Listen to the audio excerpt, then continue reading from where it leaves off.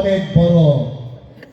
আমার দ্বারা যতটুকু সম্ভব সেই সেবা আপনারা, আমি যতদিন জীবিত আছি আপনারা পাইতে থাকবেন। এমন একজন মানুষ আঙুল উঠে করে দেখান যে আমার কাছে আসার পর, আমার সাথে দেখা হওয়ার পর কোন সাহায্য সহযোগিতার জন্য সে খালি হাতে ফিরে গেছে। সেই দিন থেকে আর আমি রাজনীতি করব না, এই মিডিয়ার সামনে ঘোষণা দিলাম। আমার যতটুকু সম্ভব প্রত্যেকটা মানুষের পিছনে দাঁড়াইছি, একটাই কারণ এই সাভারের মানুষ আমাকে দীর্ঘ 34 বছর দিছে। এইবার সাভারের মানুষকে দেওয়ার পালা। আমি আমার ঋণ, আমার পরিবারের ঋণ আমি শোধ না করার জন্য না মরি সেই দোয়া করবেন ইনশাল্লাহ। এই সাভারটাকে অনেক সুন্দর করে সাজাতে চাই। যেই সাভারের আপনি স্বপ্ন দেখেন, আপনি ঘর হতে বের হয়ে নিরাপদে যাতে আবার ঘরে ফিরতে পারেন, এরকম সাভার চাই। যেই সাভারে আপনি দীর্ঘ 30-40 বছর পরেও যাতে যানজটে না পারেন, এমন একটা সাভার করতে চাই। কারণ রিক্সা এবং গাড়ির জন্য সাভারে ঠিক মতো চলাচল করা যায় না। 30 বছর আগের পৌরসভা, এখন কি অবস্থা, 30 বছর পরে কি হবো। যদি এখন থেকে পরিকল্পনা করে রাস্তাটা ভেঙে বড় না করা যায়, 30 বছর পরে এই সাভার পৌরসভা অতল হয়ে যাবো, ঠিক কিনা?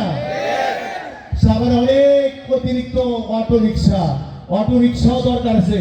তবে আমরা সার্ভে করে যেখানে যতগুলো রিক্সা লাগবে ঠিক অতগুলো রিক্সা ওই এলাকার জন্য আমরা বরাদ্দ দিব, যাতে তারা ঠিক মতো রিক্সা চালাতে পারে, রাস্তাও যানজট না হয়। অতিরিক্ত রাস্তার ই রিক্সা আমরা ইউনিয়নে পাঠিয়ে দেবো, পৌরসভায় রাখবো না। এটাকে আপনার সমর্থন করে? কারণ আপনি আইনজরুলের কানেক্টিভিটি রুটিংয়ে দেখেন কোথাও ঠিক মতো যাওয়া যায় না যানজটের কারণে। আবার রিক্সারও দরকার আছে আমাকে চলাচলের জন্য। সবকিছু সুন্দর সমন্বয় করা লাগবে। সমন্বয় করতে পারলেই সাভার পৌরসভাকে সুন্দর করা যাইব। পরিশেষে আগামী 12 তারিখ সারা বাংলাদেশে জাতীয় সংসদ নির্বাচন। এই নির্বাচনে দেশনেত্রী বেগম খালেদা জিয়া জীবিত অবস্থায় এবং দেশ নায়ক তারেক রহমানের এই সাভারের প্রার্থী ডাক্তার দেওয়ান মোহাম্মদ সালাউদ্দিন বাবু। আপনার বাবার নাম জানেন? এর আগে আপনাকে বলে 2 বার সংসদ সদস্য নির্বাচিত হয়েছিলেন। এমন একজন লোককে সাভারে বিএনপি দায়িত্ব দেওয়া হয়েছে, দানিশি তার হাতে দেওয়া হয়েছে, তিনি পরীক্ষিত নেতা, সাভারে উন্নয়নের রূপকার। আগামীতে তাকে দানিশিতে ভোট দিবেন তো সবাই? হাতটাও তুলে দেখেন বাবারা। ডাক্তার দেওয়ান মোহাম্মদ সালাউদ্দিন বাবুকে দানিশিতে ভোট দিলেই আমরা সার্থক। উনি এমপি হইতে পারলে আমি মেয়র হইতে পারবো, আর আমি মেয়র হইতে পারলে আপনাকে পাশে আছি, সব সময় সেবা দেবে।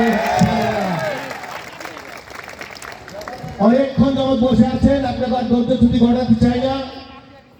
শহীদ প্রেসিডেন্ট জিয়াউর রহমানের গড়া দল বর্তমান নেতা তারেক রহমানের পাশে থাকবে, এই প্রত্যাশা ব্যক্ত করে আমি আমার সংক্ষিপ্ত বক্তব্য শেষ করছি। ধন্যবাদ সবাইকে। আসসালামু আলাইকুম।